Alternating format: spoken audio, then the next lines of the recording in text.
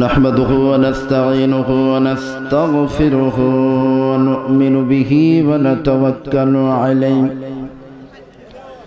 ونعوذ بالله من شرور أنفسنا ومن سيئات أعمالنا من يهده الله فلا مضل له ومن يضلله فلا هادي له ونشهد أن لا إله إلا الله وحده لا شريك له ونشهد أن سيدنا ونبينا وحبيبنا وشفيعنا ومولانا محمدا صلى الله عليه وسلم عبده ورسوله الذي أرسله بالحق بشيرا ونذيرا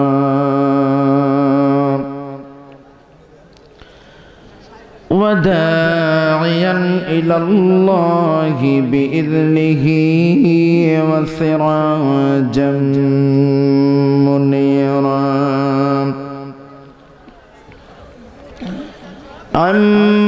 أما بعد فقد قال الله تعالى في كلامه المجيد وفرقان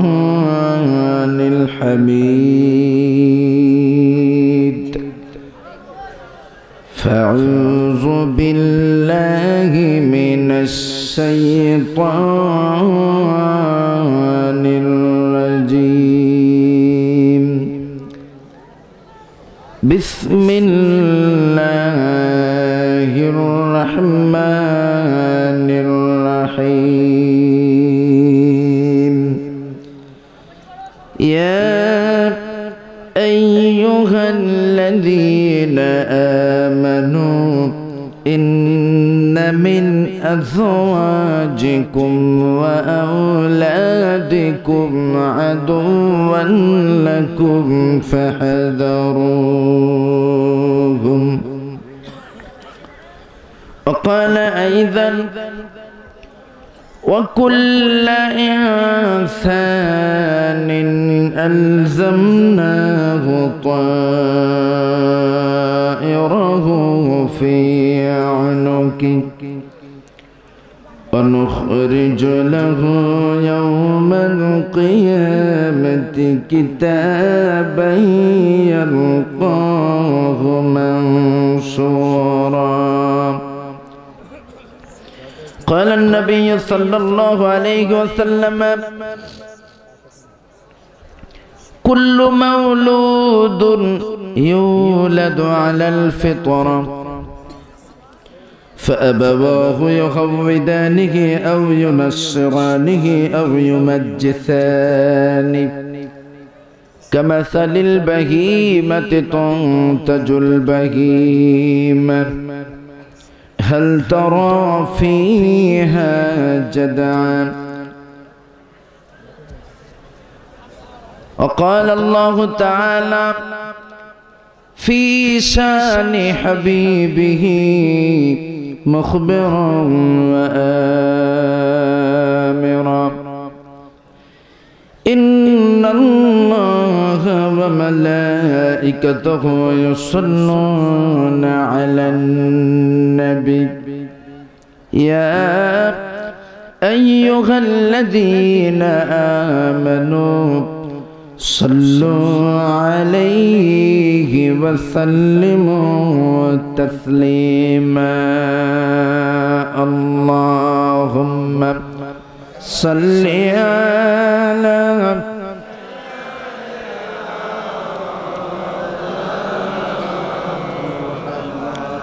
وعلى آله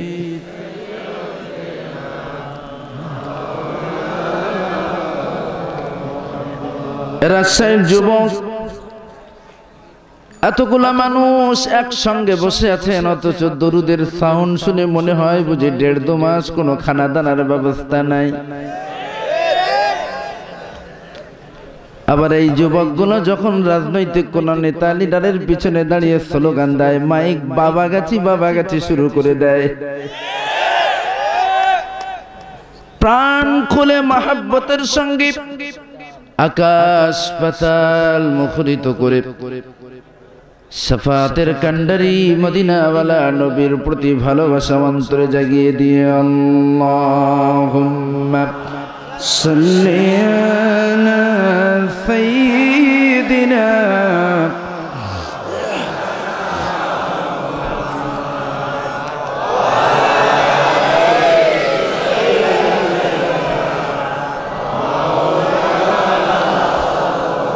চাচা হইয়া আবু জাহিল নবীর কালিমা পড়ল না, চাচা হইয়া আবু জাহিল নবীর কালিমা পড়ল না, দো জাহানের বদশতিনি আবু জাহিল মানল না। আল্লাহুম্মা সাল্লি আলা সাইয়্যিদিনা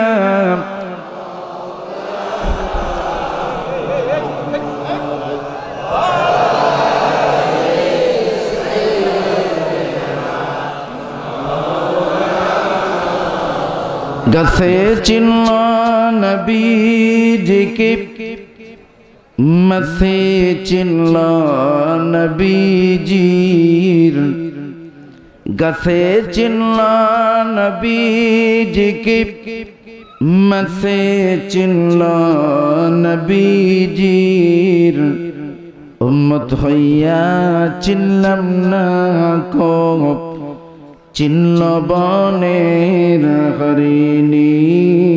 আল্লাহুম্মা সাল্লি আলা সাইয়্যিদিনা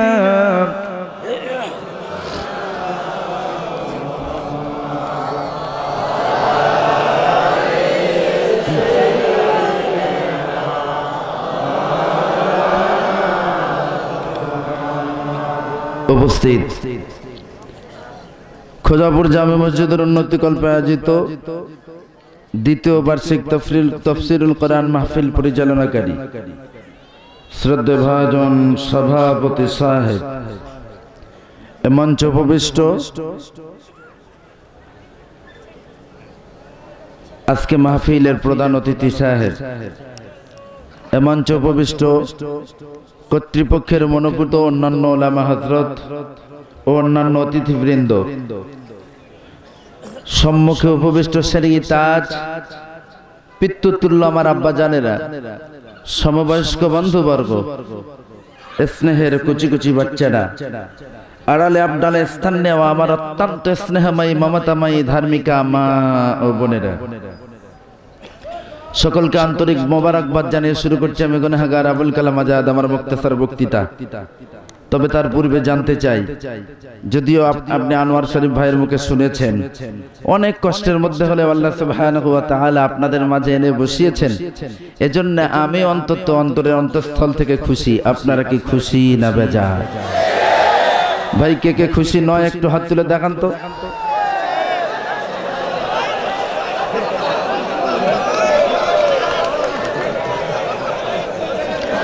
Don't mind. That is my energetic nature. এটা আমার ব্যক্তিগত স্বভাব। আমি একটু দেখে নিতে চাই সম্মুখে বসে থাকা ব্যক্তিবর্গের আওয়াজ শুনতে বসে আছেন নাকি আওয়াজ শুনতে। তো আমি তো দেখলাম আপনারা সবাই আওয়াজ শোনার জন্য বসেছেন, আওয়াজ শোনার জন্য। মূলত আমরা সকলেই খুশি, ঠিক কি না? আচ্ছা বলুন তো, যে আল্লাহ আমাকে আপনাকে একত্রিত করে খুশি করেছেন, সেই আল্লাহকে খুশি করা আমার আপনার দায়িত্ব বা কর্তব্য আছে না নাই? আরে যুবক, একটু গলার আওয়াজ ছেড়ে দিয়ে আল্লাহকে সাক্ষী রেখে বলা আছে না নাই? তাহলে তাহলে আসুন সমস্ত ভাব উজাড় করে দিয়ে মনিবের নিকট একটু শুকরিয়া যাপন করি, বলি সকলে আলহামদুলিল্লাহ। সেই সাথে সাথে সরকারে দো আলম আশরাফুল আম্বিয়া সাইয়্যিদুল মুরসালিন রাহমাতাল লিল আলামিন নবী কুলের শিরোমণি মা আমিনার নয়নের মণি শাফাতির কান্ডারি মদিনাওয়ালা নবীর প্রতি অসংখ্য দুরূদ ও সালাম বলে সকলে সাল্লাল্লাহু আলাইহি ওয়াসাল্লাম। আমার ভাইরা, কোরআনে কারীম থেকে ছোট্ট ছোট্ট দুটো আয়াতে কারিমা আমি আপনাদের সম্মুখে পাঠ করেছি। বিশ্ব নবীর অগণিত হাদিসের ভিতর থেকে ক্ষুদ্র একটা হাদিস আমি আপনাদের সম্মুখে তুলেছি। কোরআনে কারীমের আয়াতে কারিমা এবং বিশ্ব নবীর হাদিসকে সম্মুখে রেখে দু চারটে কথা আলোচনা করে আপনাদের থেকে বিদায় নেব। বাকি মোবারক মর্যাদা আল্লাহ সুবহানাহু ওয়া তাআলা। আমা তাওফীকি ইল্লা বিল্লাহ। নাম্বার 1, প্রথমে যে আয়াতে কারিমা আমি আপনাদের সম্মুখে পাঠ করেছি, যদিও এটা আমাদের জন্য অনেক কমন আয়াত, তারপরেও আবারও নতুন করে আয়াতে কারিমা আপনাদের সম্মুখে তুললাম। এই আয়াতে কারিমার ভিতর আল্লাহ রাব্বুল আলামিন तमाम পৃথিবীর ভিতর থেকে নির্দিষ্ট একটা সম্প্রদায়কে ডাক মেরেছেন। ইয়া আইয়ুহাল্লাযীনা আমানু ইন্না মিন আযওয়াজিকুম ওয়া আওলাদিকুম আদুওয়ান লাকুম ফাহযারুহুম। এই পৃথিবীর বুকে মুমিন আছে, মুশরিক আছে, মুনাফিক আছে, কাফির আছে, বেঈমান আছে, বেদিন আছে। কাউকে ডাকলেন না, দেখেছেন সব থেকে তার প্রিয় বান্দাদেরকে, সব থেকে যাকে তিনি ভালোবাসেন আল্লাহ রাব্বুল আলামিন তার প্রিয় বান্দাদেরকে ডাক মেরেছেন। মুমিনকে নয়, মুশরিককে নয়, মুনাফিককে নয়, ইহুদিকে নয়, নাসারাকে নয়, খ্রিস্টানকে নয়। ইয়া আইয়ুহাল্লাযীনা কাফারু বলেননি, ইয়া আইয়ুহাল মুনাফিকুন বলেননি, ইয়া আইয়ুহাল ফাসিকুন বলা হয়নি, বলেছেন আমার আল্লাহ ইয়া আইয়ুহাল্লাযীনা আমানু, হে আমার মুমিন বান্দারা, ইন্না মিন আযওয়াজিকুম ওয়া আওলাদিকুম আদুওয়ান লাকুম ফাহযারুহুম। হে মুমিন, নিশ্চয়ই তোমাদের ভিতরে কারো কারো বউ তোমার শত্রু, ওয়া আওলাদিকুম কারো কারো সন্তান তোমার শত্রু। সুতরাং সেই শত্রুদের থেকে সতর্ক হয়ে যাও। এখন আমরা যত মানুষ উপস্থিত আছি, আমরা কি মুমিন নাকি মুনাফিক? আওয়াজ দিয়ে বলেন, মুমিন নাকি মুনাফিক? মুশরিক নাকি কাফের? মুশরিক। মুশরিক নাই, কাফের নাই, মুনাফিক নাই, বলেন আমরা মুমিন। ঠিক কি না? আল্লাহ বলছেন, হে মুমিন, আপনাকে উদ্দেশ্য করে, আমাকে উদ্দেশ্য করে আল্লাহ কথা বললেন। হে মুমিন, ইন্না মিন আযওয়াজিকুম, নিশ্চয়ই তোমাদের ভিতরে কারো কারো বউ, কারো কারো বিবি, ওয়া আওলাদিকুম এবং কারো কারো সন্তান তোমাদের শত্রু হবে। আদুওয়ান লাকুম ফাহযারুহুম। সূরা তাগাবুনের ভিতরে আল্লাহ রাব্বুল আলামিন স্পষ্ট মুমিনকে ডেকে সতর্কবাণী শুনিয়ে দিলেন। এই আয়াতে কারিমা যেদিন আমি সর্বপ্রথম পড়লাম, মাথা তো প্রায় হ্যাং হয়ে যায়। আল্লাহ ডাকলেন মুমিন কি, আবার বলছেন তোমার বউ তোমার শত্রু, তোমার সন্তান তোমার শত্রু। বাস্তবিক অর্থে আমরা কি দেখি, যে ব্যক্তি মুমিন হয় তার বউ কি হয়, কাফের হয় নাকি? যে ব্যক্তি মুমিন হয় আলটিমেটলি তার বউ তো মুমিনা হয়ে যায় নাকি? মুমিন যিনি হবেন তার বউ মুমিনা হবে, মুশরিক যিনি হবেন তার বউ মুশরিকা হবে। আর আমরা যারা দুনিয়ার বুকে আছি মুমিন, আমরা যারা নামাজ পড়ি, আল্লাহই বিশ্বাসী যারা, খোদা না করুন একজন মুমিনের স্ত্রী যদি একজন মুশরিক হয়ে যায়, তাহলে তো মোস্ট পাওয়ারফুল একটা পাওয়ার পুরুষদেরকে দেওয়া হয়েছে। মুসলমানদের হাতে একটা মোস্ট পাওয়ারফুল পাওয়ার আছে। বউকে বলবে দেখো খুকির মা নামাজ পড়ো, ও সকিনা নামাজ পড়ো, নামাজ ছেড়ো না। কারণ আমি নামাজি, মসজিদ আজান হাঁটলে আমি মসজিদে যাই নামাজ পড়বার জন্য। আল্লাহর হুকুম তামিল করি আর তুমি নামাজ পড়বা না, টিভি দেখবা। তুমি আমার বউ, আমার শুনতে বড় লজ্জা লাগে। সুতরাং নামাজ পড়ো। নামাজ যদি না পড়েছো 1 2 3 বাপের বাড়ির টিকিট ফ্রি।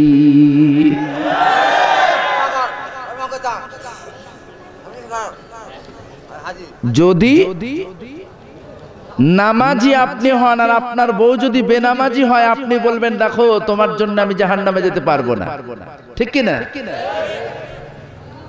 প্রথমে আপনি তাকে ভালোভাবে বলবেন নামাজ পড়ো, যদি না পড়ে দ্বিতীয় দিন একটু গরম ভাবে বলবেন নামাজ পড়ো।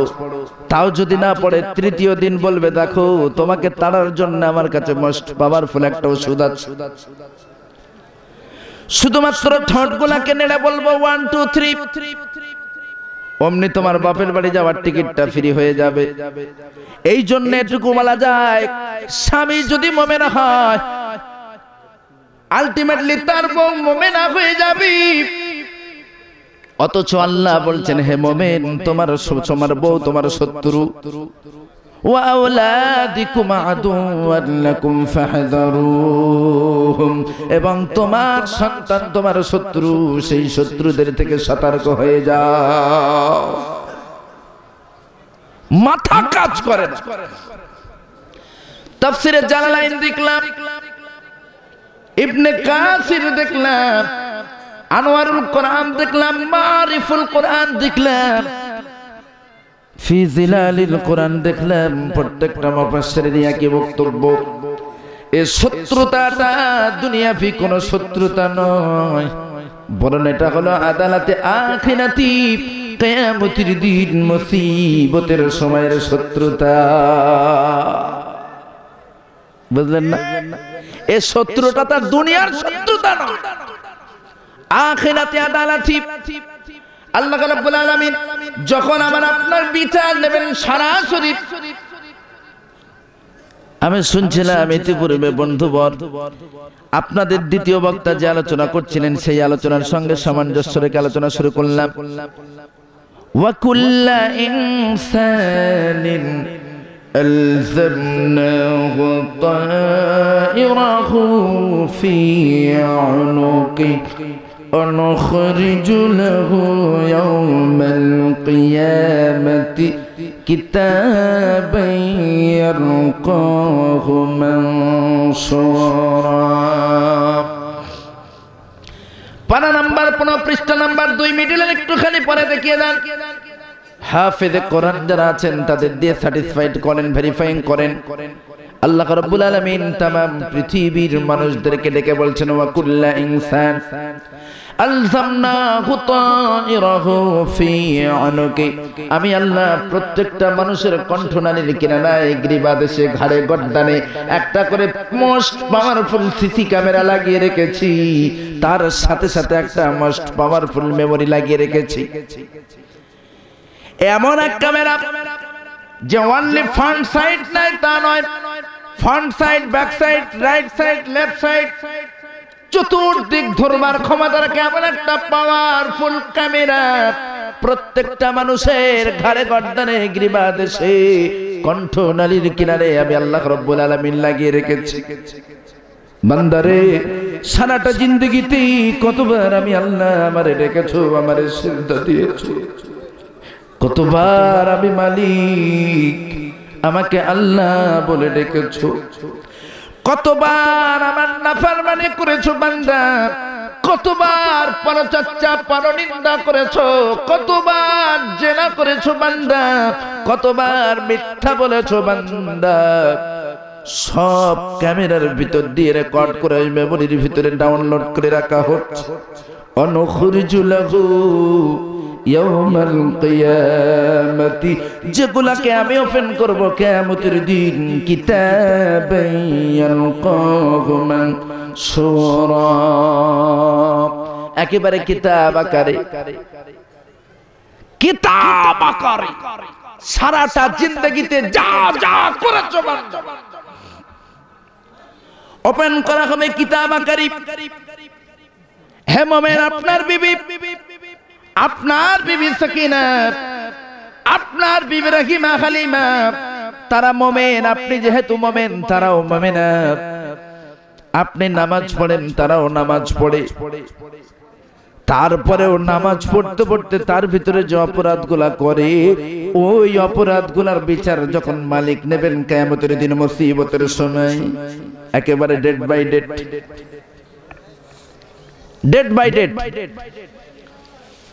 2019 সালের 1 জানুয়ারি সাকিনার আমলনামায় কটা গোনা জমা হয়েছে সব যখন হিসাব নেওয়া হবে, কতবার আল্লাহকে ডেকেছে 2019 সালের 1 জানুয়ারি, সব যখন আল্লাহ রাব্বুল আলামিন ফল বুঝে দেবেন, কিয়ামতের দিন সাকিনাকে ডেকে বলা হবে, সাকিনা রে, 2019 সালের 1 জানুয়ারি তোমার আমলনামায় 70,000 কবিরা গুনাহ।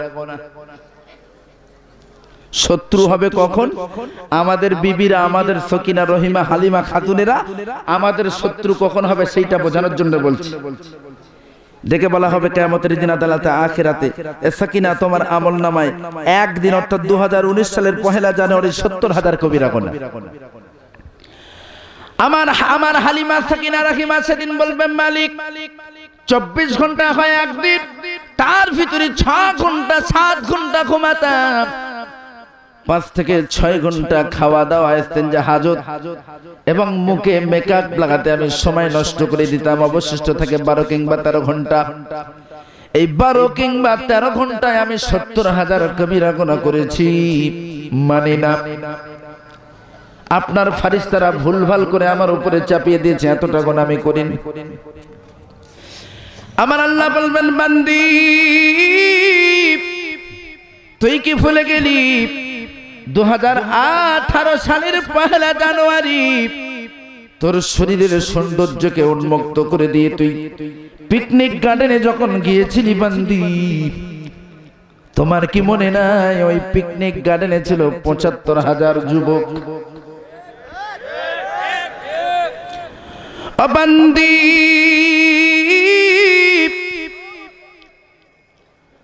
তোমার সৌন্দর্যকে উন্মোচিত করে তুমি যখন পিকনিক গার্ডেনে গিয়েছিলে, 70,000 যুবক লালায়িত, তোমার দিকে লোলক দৃষ্টিতে লালায়িত ছিল। তারা তোমাকে এক ঝলক দেখবার কারণে তাদের প্রত্যেকের আমলনামায় একটা করে কবিরা জমা পড়েছে। আর যেহেতু 70,000 তরুণ যুবক লুলভ দৃষ্টিতে তোমার দিকে লালায়িত ছিল, এই জন্য একা তোমার আমলনামায় 70,000 কবিরা গুনাহ। তখন আপনার বিবি আপনাকে ডাক মারবে, রব্বানা, আমার আল্লাহ, আরিনাল লাদাইনি আদাল্লানা মিনাল জিন্নি ওয়াল ইনস। জিনের সন্তান যারা তারা জিনকে ডাকবে, ইনসানের সন্তান যারা তারা ইনসানকে ডাকবে। ডাকো আমার আব্বাকে, আজকে আমার এখানে আমার অভিভাবককে ডাকো, দুনিয়াতে আমার অভিভাবক যে ছিল তাকে ডাকো।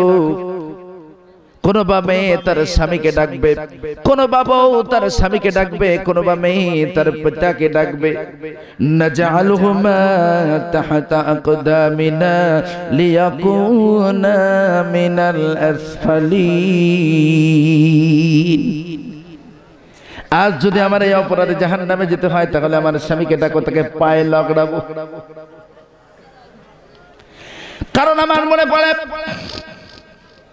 পৌষ মাঘ মাসের শীতের দিনে অলসহনীতে অক্তের পারাত নামাজ আমি লেপের ভিতরে ছেড়ে দিয়েছি। আমার স্বামী কোনদিন আমাকে বলেনি, সাকিনা ওঠো নামাজটা পড়ে নাও, তাড়াতাড়ি সময় হয়েছে। কিন্তু যখন রাস্তায় বার হতাম, সুন্দর করে মেকআপ না লাগিয়ে বার হলে আমার স্বামী আমাকে বলতো, ও সাকিনা তুমি আমার বউ, আমি একজন ভিআইপি ব্যক্তি, মুখে মেকআপ করবে না, রাস্তায় যাবে লোকে দেখে বলবে মুখের বউ দেখতে ভালো না।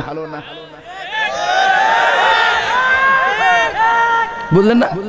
আমি একজন ভিআইপি, এমএলএ, এমপি, এলাকার মানুষ আমার এক ডাকে চেনে জানে। তুমি মুখে মেকআপ লাগিয়ে সুন্দর হয়ে যদি রাস্তায় না বার হও, এলাকার মানুষ আমাকে ঘৃণা করবে, অমুকের বউয়ের দেখতে ভালো না। আমার এমনটাও মনে পড়ে, কোনদিন যদি আমি মুখে মেকআপ না লাগিয়ে বার হতাম, আমার স্বামী আমাকে ধমক দিয়ে বলতো ভালো করে সাজো, সুন্দর করে সাজো। তারপর আমাকে যখন রাস্তায় নিয়ে যেত, বন্ধুদেরকে ডেকে বলতো বন্ধু তোর ভাবিরে কেমন লাগছে দেখ। বন্ধুরা আবার বলতো দারুণ। ওই বিবিগুলা যাদের সুন্দরী বউগুলাকে মেকআপ লাগিয়ে রাস্তায় বার করেন, আল্লাহর গোলাম আল্লাহ রাব্বুল আলামিন ওটাই বলতে চেয়েছেন বান্দা, কিয়ামতের দিন মুসিবতের সময় আদালতে আখিরাতে যেদিন কেউ কারা হবে না, ওই দিন তোমার বউ তোমারে ডাকবে আর বলবে আল্লাহ আমার এই স্বামী তো আমাকে অমন করে উদ্দীপনা জগাতো, উৎসাহ দিত সুন্দর করে সেজে গুজে রাস্তায় বার হওয়ার জন্য, আর আমাকে দেখে যুবকেরা লালায়িত থাকতো। সুতরাং আজ যদি আমার ওই অপরাধে জাহান্নামে যেতে হয়, আমার ওই স্বামীকে ডাকো, তাকে পদদলিত করব, তার উপরে জাহান্নামে যাব। তাহলে বউ শত্রু কেন হবে, কখন হবে বুঝতে পেরেছেন বন্ধু? আওয়াজ দেন।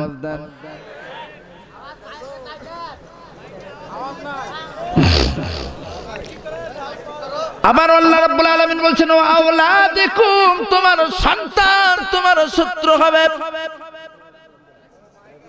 ও আল্লাহর গোলাম, এমন অনেক মানুষ আছে এই দুনিয়ার উপরে, সন্তান যদি স্কুলে না যায়, ভালো রেজাল্ট যদি না করে, এমন অনেক বাবা আছে সন্তানদের উপরে চড়াও হয়, এমন নজির আপনি হাজার হাজার পেয়ে যাবেন। কিন্তু আমার মনে হয় বাঙালি সমাজে নামাজ না পড়ার অপরাধে একটা দিন খানা বন্ধ করেছে এমন বাবা মনে হয় একটাও মিলবে না। ইংলিশ মিডিয়ামে ছেলেকে ভর্তি করা হলো, 4 বছরে 5 বছরে বাচ্চা, ইংরেজিতে নাম্বার যদি একটু কম হয়, এমনও দেখা গিয়েছে, এমনও কুলাঙ্গারিনী মার্কা নিষ্ঠুর মা আছে আমার সমাজে, পিঁপড়ার চাকে দাঁড় করিয়ে দিয়েছে বাচ্চাকে। বেচারা 5 বছরের শিশু, 6 বছরের শিশু, ইংরেজিতে নাম্বার কম পেয়েছে, যার কারণে তাকে পিঁপড়ার চাকে দাঁড় করিয়ে দিয়েছে, রৌদ্রে দাঁড় করে রেখেছে, খানা বন্ধ করে দিয়েছে। অথচ ভাবনা অবাক হয়ে যায়, এই সমাজে এমন একটা মা পেলাম না, 12 বছর 14 বছর 15 বছর বয়স হয়ে যায় বাচ্চাদের, নামাজ পড়বার তালিম দেয় না, নামাজ না পড়বার অপরাধে তাকে মারেও না। আমার আল্লাহ বলছেন গোলাম, তোমার সলিমউদ্দিন আব্দুল করিম, তাদের আমি বয়স দিয়েছি, তাদের হায়াত দিয়েছি 75-80 বছর। কিয়ামতের দিন আদালতে আখিরাতে যখন তাদের আমলনামাটা দেখা হবে, 70 বছর হায়াত কালের ভিতরে অনলি ফর 5 বছর ফরজ নামাজ, আর বাকি 65 বছর গোল। 70 বছর হায়াতটা হয়েছিল তো, তার ভিতরে দেখছি অনলি 5 ইয়ার্স, 5 বছর বার্ধক্যকালে আমার বন্দেগী করেছো, আর প্রাথমিকে 65 বছর গোল নামাজ না পড়বার অপরাধে প্রতিদিন তোমার আমলনামায় 17টা করে কবিরা গুনাহ জমা পড়েছে। 5 ওয়াক্ত নামাজ একদিন না পড়বার অপরাধে তার আমলনামায় 17টা করে কবিরা গুনাহ জমা পড়ে। ওই 17টা প্রতিদিন কবিরা গুনাহ জমা হতে হতে হতে হতে তোমার আমলনামায় কবিরা গুনার পাহাড় পড়ে গিয়েছে। সুতরাং জাহান্নামে চলে যাও। আপনার সন্তানকে ডেকে বলা হবে, অবশ্য যারা নামাজ না পড়ে তাদের, যারা পড়ে তাদের নয়। আপনার সন্তান তখন বলবে মালিক, ও মালিক,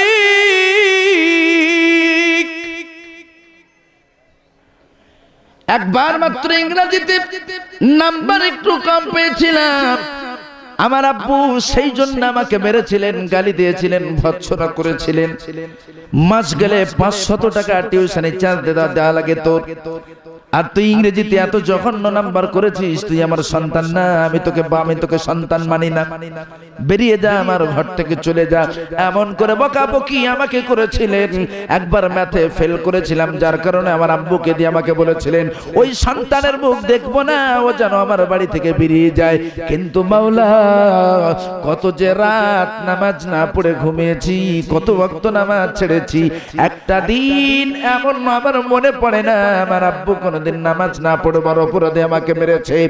আর যদি নামাজ না পড়বার অপরাধে আমাকে জাহান্নামে যেতে হয়, আমার সেই বাবাকে ডাকো, তাকে পায়ে লাগড়াবো, তারপরে জাহান্নামে যাব। তাহলে সন্তান শত্রু হবে কখন জানতে পারলাম বন্ধু। এরপরেও আমার সমাজে এমন অনেক বাবা আছে যারা নিজেদের কপালে কিল মারে। সন্তান বেনামাজি হয়, সন্তান মাতখোর হয়, সন্তান জেনাখোর হয়, চোর হয়, ডাকাত হয়, ছাঁচড়া হয়, গুন্ডা হয়, যার কারণে বাবাকে অনেক কথা শুনতে হয়। একজন জেনাখোরের বাবাকে যদি বলা হয়, সেদিন দেখলাম তোমার ছেলে একটা মেয়ের হাত ধরে জঙ্গলের ভিতরে নিয়ে যাচ্ছে, বাড়িতে যে একটু থ্রেটনিং দেবে, ওই ছেলের বাবাটা কপালে একটা কিল মারে আর বলে কি করব, কপালের দোষ। বলে না? অবশ্য বাংলাদেশের কোনো বন্ধু বলে না, কলিকাতার লোক বলে। ছেলে চুরি করছে, হাত বেঁধে রেখে দিয়েছে, দড়ি দিয়ে হাত বেঁধে রেখেছে কারেন্টের পোস্টে, ইলেকট্রিক পোস্টে ছেলের হাত বাঁধা। কি ব্যাপার, না চুরি করেছে, ডাকাতি করেছে। তার বাবাকে ডেকে বলা হচ্ছে তুই চোরের বাবা, বলছে কি করব, কপালের দোষ। আরে মসজিদে আজান হচ্ছে, মসজিদে ঢোকে না, মুসলমানের বেটা মসজিদে যায় না, নামাজ পড়ে না, কানের ভিতরে হেডফোন দিয়ে গান শুনতে শুনতে বেরিয়ে যাচ্ছে। আবার তার বাবার দিকে লক্ষ্য করেন, কপালে দাগ হয়ে গেছে, নামাজ পড়ে সিজদা মেরে কপালে দাগ হয়ে গিয়েছে। ওই বাবাকে যদি ডেকে বলা হয়, তখন দেখলাম আজান হচ্ছে, তোমার ছেলে গান শুনতে শুনতে বেরিয়ে যাচ্ছে, ওই বাবাটাও বলে কি করব, কপালের দোষ। যত দোষ নন্দ ঘোষ। মূলত আজকে আমি আপনার কাছে বলতে চাই, এটাই যদি হয় সত্য, কপালের দোহাই দিয়ে যদি আপনি ছাড় পেতে পারেন, তাহলে বিশ্ব নবীর এই হাদিসটা কি মিথ্যা নাকি প্রমাণ করে দেন। ওয়ান আবু হুরায়রা রাদিয়াল্লাহু তাআলা আনহু ক্বালা রাসূলুল্লাহ সাল্লাল্লাহু আলাইহি ওয়াসাল্লাম কুল্লু মাউলুদুন ইউলাদু আলাল ফিতরা ফাআবাওয়াহু ইউহাউদানিহি আও ইউনাসসিরানিহি আও ইউমাজ্জিসানি কামাসালিল বাহিমাতি তানতাজুল বাহিমা হাল তারা ফিহা জাদআ। আমরা যারা কপালকে দোষারোপ করি, ছেলে চুরি করে, ছেলে নামাজ পড়ে না, ছেলে জিনা করে, ছেলে সাট্টাবাজ, ছেলে লুচ্চা, ছেলে বদমাশ, ডাকাত, গুন্ডা, তোলাবাজি করে, সেই ছেলের বাবা বলে কি করব সোনা, আমার কপালের দোষ। যদি সবই দোষ কপালের হবে, তাহলে বিশ্বনবীর এই হাদিসটা কি মিথ্যা? আজকে আমি আপনার কাছে জানতে চাই। আল্লাহর হাবিব বলছেন কুল্লু মাউলুদুন ইউলাদু আলাল ফিতরা, প্রতিটা মানব শিশুকে আল্লাহ রাব্বুল আলামিন জমিনের উপর পাঠান, ফিতরাত দিয়েই পাঠান। বলেন সুবহানাল্লাহ। সে হিন্দুর ছেলে হোক, খ্রিস্টানের ছেলে হোক, মুসলমানের ছেলে হোক, জৈনর ছেলে হোক, বৌদ্ধের ছেলে হোক, যে কোনো সম্প্রদায়ের ছেলে, এই পৃথিবীর বুকে যারা আসে, নবজাতক যত আসে, আল্লাহর হাবিব বলছেন প্রত্যেককেই ফিতরা দিয়ে পাঠানো হয়। ফিতরার ব্যাখ্যা যেতে হলে রাত পার হয়ে যাবে বন্ধু, তবে সংক্ষেপে বলে দিলাম, ফিতরার ব্যাখ্যা অর্থাৎ এক কথায় বলা যেতে পারে দিন কবুল করবার মতো মন মানসিকতা, দিন কবুল করবার মতো চাহিদা প্রত্যেকটা মানব শিশুকে আমার আল্লাহ দিয়েই দুনিয়াতে পাঠায়। শুধু যে দিন কবুল করবার মতো মন মানসিকতা দিয়ে দুনিয়াতে পাঠান তা নয়, আল্লাহ পাক দুনিয়াতে পাঠানোর পূর্বে ট্রেনিং দিয়ে পাঠান, বলুন সুবহানাল্লাহ। মাতৃগর্ভে প্রথম 3 মাস ধরে আমার মালিক আপনাকে বানালেন। প্রথমে রক্তপিণ্ডি, তারপর মাংসপিণ্ডি, তারপর শরীরের সমস্ত অঙ্গ প্রত্যঙ্গ গুলোকে দিয়ে আল্লাহ রাব্বুল আলামিন আমার শরীরটাকে সাজালেন। অতঃপর ভিতরে রূহ ফুঁকে দিলেন। রূহের জগৎ থেকে একটা রূহ ফেরেশতাদেরকে দিয়ে এনে আমার ভিতরে ঢুকিয়ে দেওয়া হলো। এরপর বলা হলো, গোলাম দুনিয়াতে গিয়ে আমার সিজদা দিবা, আমার রুকু করবা, ওই জন্য 3 মাস মাতৃগর্ভে রুকু আদায় করো। মাতৃগর্ভে 3 মাস ধরে একাধারে রুকু তাসবিহ পাঠ করতে লাগলাম। 3 মাস পরে বলবে সিজদায় চলে যাও, বাকি 3 মাস সিজদায় কাটালাম। সিজদা তাসবিহ পাঠ করতে করতে, সিজদা করতে করতে, সিজদা করতে করতে 3টে মাস কাটিয়ে দিলাম। এরপর আমার মালিক বলবেন, গোলাম এর উপর জমিনের উপরে চলে যাও, আমি মালিক আমার সিজদা নিয়ে তারপরে আবার কবরে এসো। কিন্তু দুঃখের বিষয়, আজ আমার ঘরের ছেলেরা দুনিয়াতে যখন আসে তখন ফিতরা নিয়ে আসেন বটে, আবার ওই ছেলেগুলা যখন বড় হয় নামাজ নাই, রোজা নাই, আবার নাম বলে আমি মুসলমানের বাচ্চা, বলে হুজুর নামাজ পড়ি আর না পড়ি ইমান বড় বাচ্চা। বুঝলেন না? বুঝলেন না? বলে আমি মুসলমানের বাচ্চা, নামাজ পড়ি আর না পড়ি ইমান বড় আচ্ছা।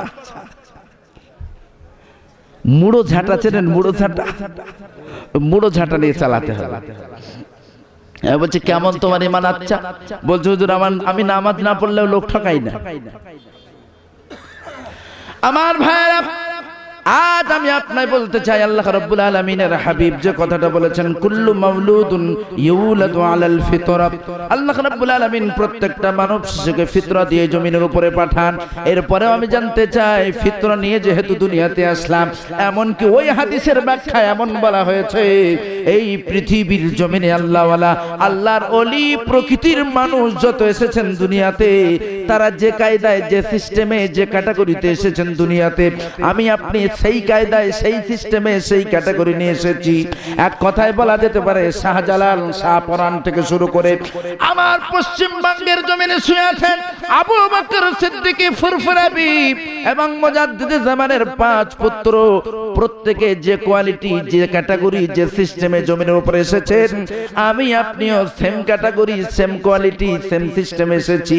এরপরে জানতে চাই, শাহজালাল আল্লাহর ওলি হয়ে মরল, আর আমি আপনি কেন শয়তানের গলি হয়ে বসে আছি বন্ধু? বুঝলেন না? দোষ কপাল। মা বাবা কিন্তু সে ইঙ্গিত করবে, কি করবো হুজুর, কপালের দোষ। যারা কপালের দোষ দিয়ে বাঁচবার চেষ্টা করেন তাদের উদ্দেশ্য করে বলছি,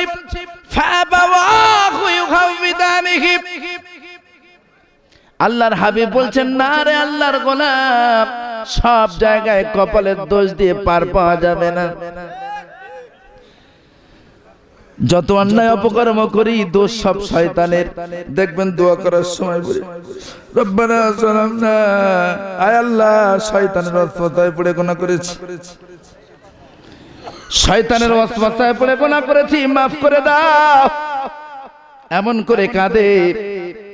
ওই ব্যক্তিগুলা রমজান মাসে যখন চুরি করে, তখন তারা কার ওয়াসওয়াসায় করে বলতে কি পারবেন বন্ধু?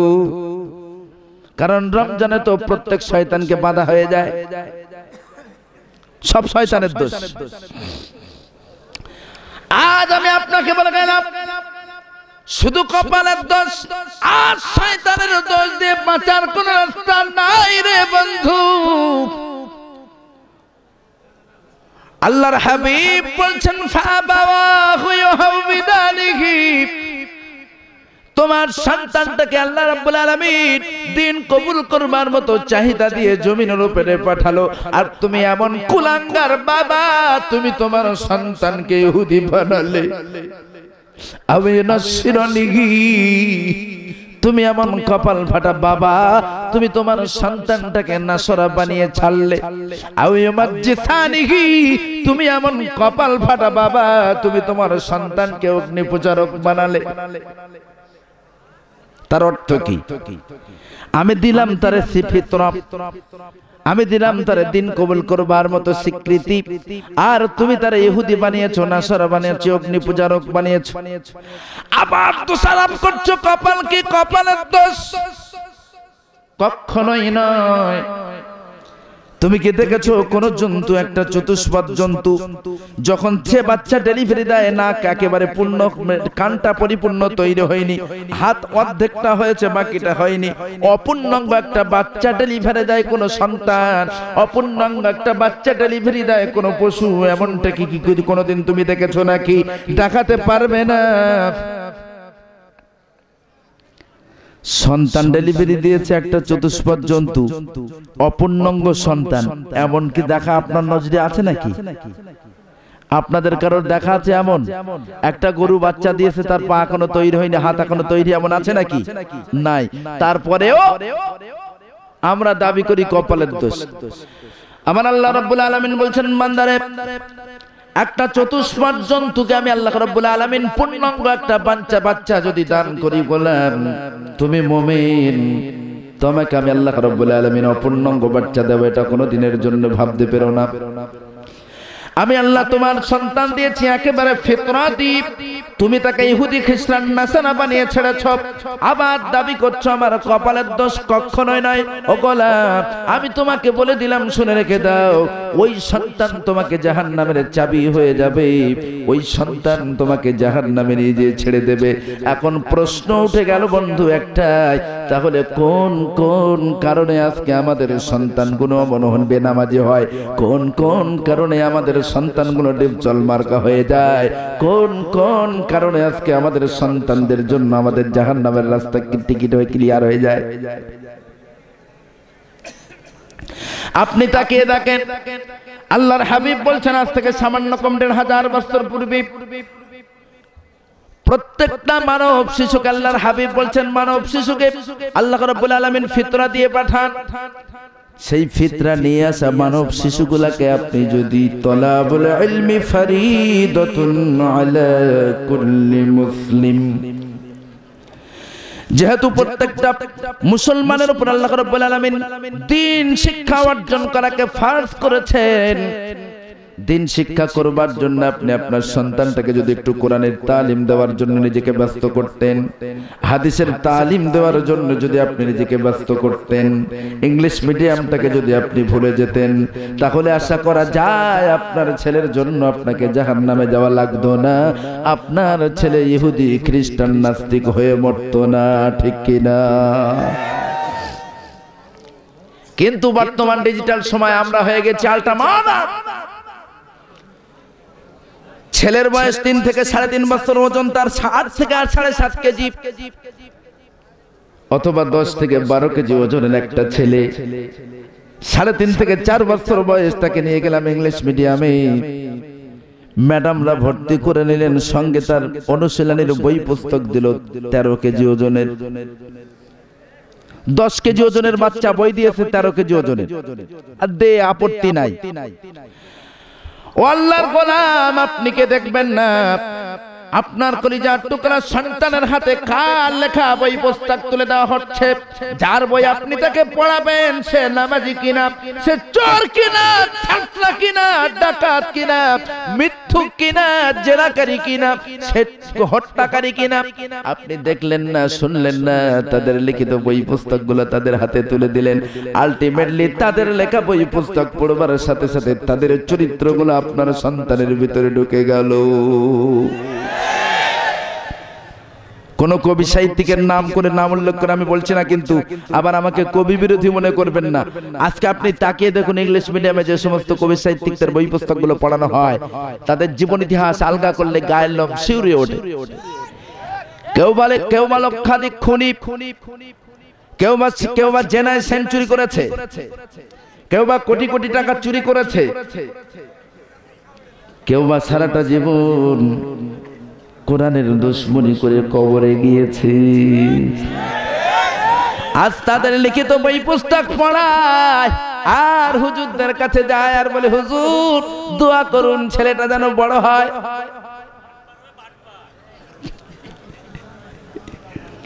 আমার ভাইয়েরা, আবার এটাও ভাবতে অবাক লাগে, আজ আমার সমাজে এমন অনেক মানুষ আছে যারা নিজেদেরকে বলে আমরা হলাম মডার্ন যুগের মানুষ, আর বিশ্ব নবীর পূর্বের পিরিয়ডটাকে তারা গালি দিয়ে বলে সেটা হলো আইয়ামে জাহেলিয়াতের যুগ, বর্বরতার যুগ, অন্ধতার যুগ বলে সেটাকে গালি দেয়। অথচ ভাবতে অবাক লাগে, ওই জেহালাতের যুগের কিছু নারী এমন ছিল এই সমাজে যাদের কৃত কলাপে আমার আল্লাহ খুশি হয়ে তাদের ঘরে নবী পাঠিয়েছে, তাদের ঘরে ফাতিমার মতো সন্তান দিয়েছে। খুলুন হযরত আমিনার জীবন ইতিহাস আলগা করে দেখুন। আচ্ছা বলুন তো, আমিনা কি আমার আপনার মতো মডার্ন যুগের মহিলা নাকি জাহেলিয়াতের যুগের মহিলা? আমিনা এই মডার্ন যুগের মহিলা নাকি জাহেলিয়াতের যুগের? আম্মা জান হযরত আমিনা রাদিয়াল্লাহু তাআলা আনহা জাহেলিয়াতের যুগেও নিজেকে এতটাই পবিত্র রেখেছিলেন। আমিনার মা তাকে এত সুন্দরভাবে লালিত পালিত করছিলেন।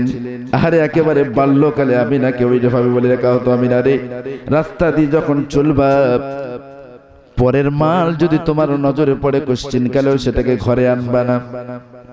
ইতিহাস সাক্ষী দেয় কোন একদিন আমিনা রাস্তা দিয়ে গুড়গুড় গুড়গুড় করে হেঁটে হেঁটে যায়, বাচ্চা মেয়ে, রাস্তার উপর একটা স্বর্ণ মুদ্রা চক চক চক চক চক চক করছে। আমিনা সেটাকে দেখবার পরে মায়ের কথা তার স্মরণ পড়ে গেল, মা তো বলেছে পরের মাল ঘরে আনবি না। এখন আমি দেখতে পাই এত দামি সম্পদ পড়ে আছে, আমি যদি এটা নিয়ে বাড়িতে যাই মা আমাকে বকবে। ছোট্ট আমিনা মায়ের কথা মতো সেটাকে অ্যাভয়েড করে চলে গেল। কিছু দূর যাওয়ার পরে আমিনা আবার মনে মনে ভাবলেন, এত দামি মূল্যবান সম্পদ রাস্তায় যদি পড়ে থাকি, আমি না নিলেও আমার পিছনে এমন অনেক মানুষ আসছে যারা কেউ না কেউ এটাকে কুড়িয়ে নিয়ে আত্মসাৎ করবে। পক্ষান্তরে এই মালিকটা, এই কয়েনটার যিনি মালিক, তিনি এটা থেকে বঞ্চিত হতে পারে। কাজে এমন করে ফেলে না রেখে নিয়ে বাড়িতে চলে যায়, আম্মা জানের কাছে যাই, মা আমার যে পরামর্শ তাই করবো। বলুন সুবহানাল্লাহ। ছোট্ট আমিনা স্বর্ণ মুদ্রাটাকে কুড়িয়ে নিয়ে মায়ের কাছে গেল। মা, আমি রাস্তা দিয়ে আসছিলাম, হঠাৎ দেখলাম রাস্তার উপরে এই কয়েনটা পড়ে আছে। মা, দামি সম্পদ, আমি প্রথমে এটাকে অ্যাভয়েড করে চলে এসেছিলাম, আবার পরে ভাবলাম আমি ওটাকে ফেলে রেখে আসলেও আমার পিছনে শত শত মানুষ আছে যারা কেউ না কেউ ওটাকে কুড়িয়ে নিয়ে চলে যাবে। সুতরাং এর অ্যাকচুয়ালি মালিক যিনি, তিনি এটা থেকে বঞ্চিত হয়ে যাবে। এই জন্য আমি এটাকে কুড়িয়ে নিয়ে এসেছি। জননী, আপনি আমাকে সহযোগিতা করুন, কিভাবে আমি এই সম্পদটা যার তার হাতে পৌঁছে দেব। আমিনার মা বলে, আমিনারে এটাই যদি হয় তোমার চিন্তার চেতনা, তোমার মঙ্গল কামনা করি আমিনা। ও আমিনা, যাও স্বর্ণ মুদ্রাটা নিয়ে চলে যাও, যে জায়গায় তুমি এটাকে কুড়িয়েছো সেই জায়গায় নিয়ে দাঁড়িয়ে থাকো। আমিনা, দেখো পথ চলতে মানুষগুলোর ভিতর থেকে কোনো ব্যক্তিকে যদি এমন তোমার নজরে আসে, রাস্তার উপরে কিছু একটা খুঁজতে খুঁজতে আসছি, এমন কোন ব্যক্তি যদি তোমার নজরে আসে, তার কাছে তার হারিয়ে যাওয়া জিনিসের বিবরণ নাও। যথাযথ বিবরণ যদি সে দিতে পারে তাহলে তার পয়সাটা ফেরত দাও। মায়ের কথা মতো আমিনা স্বর্ণ মুদ্রাটা হাতে নিয়ে যে জায়গায় কুড়িয়েছেন সেই জায়গায় চুপটি মেরে দাঁড়িয়ে আছে। মডার্ন যুগ আর জাহেলিয়াতের যুগ দুটোর বিচার করব, যার কারণে সামান্য একটু কথা বলছি। ইতিহাস সাক্ষী দেয় হযরত আমিনা, শিশু মেয়ে আমিনা হাতে স্বর্ণ মুদ্রা নিয়ে সকাল থেকে সন্ধ্যা পর্যন্ত দাঁড়িয়ে থাকলেন। শত শত মানুষ রাস্তার উপর দিয়ে পার হয়ে গেল, কিন্তু এমন মানুষ একটাও তার নজরে পড়ল না। যিনি কিনো একটা খুঁজতে খুঁজতে রাস্তায় আসছেন, এমন মানুষ তার নজরে একটাও পড়ল না। সন্ধ্যা হয়ে গেল, আমিনা বাড়িতে চলে আসলো, মাকে ডেকে বলে, জননী সকাল থেকে সন্ধ্যা পর্যন্ত দাঁড়িয়ে থাকলাম, বহু মানুষকে রাস্তা দিয়ে যেতে দেখলাম, কিন্তু কিছু একটা খুঁজতে খুঁজতে আসছে এমন ব্যক্তি আমার নজরে একটাও পড়েনি। মা বলে আবারও চলে যাও পরের দিনে।